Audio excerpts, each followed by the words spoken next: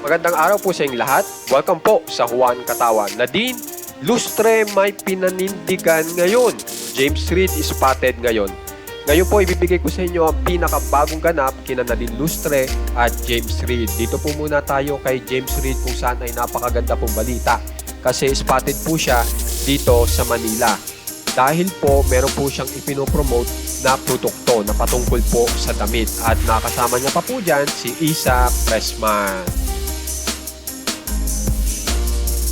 Ngayon naman po, punta naman po tayo kay Nadine Lustre kung saan ay may bago pong mga larawan si Nadine Lustre na ini-update. At ito po ang mga larawang ito. Ngayon naman po, spotted din po si Nadine Lustre dito naman po sa Makati dahil po sa isang festival. At ang maganda po dito ay yan po. Pagpunta po dyan ni Nadine Lustre, yan, nag-promote din po ng kanyang produkto na patungkol naman po sa alak.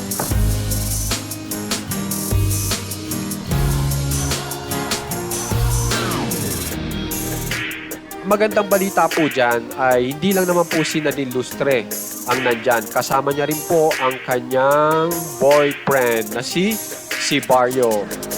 At makikita nyo po sa larawan ngayon na busy-busy rin po. At ito po yung isa pang video kung saan ay spotted po si Nadine Lustre kasama si Barrio. Yan, nasa Makati po sila dyan.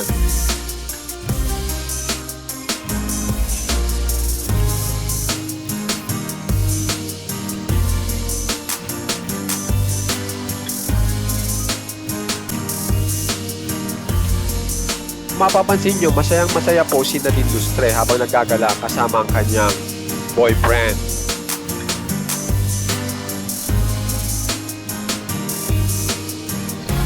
Samantala naman po, dito naman po talaga tayo sa ating balita patungkol kay Nadine Lustre kung saan ay meron po siyang pinanindigan. At ito po yun, yung patungkol po dito sa masunggit. Okay, yan po ay mga halaman na kung saan ay gustong maprotektahan nila Nadine Lustre. At yan nga po, Masunggit Nature Defense Camp. Na yan nga po, ngayon pong araw na ito hanggang bukas ay makikita nyo dyan si Nadine Lustre.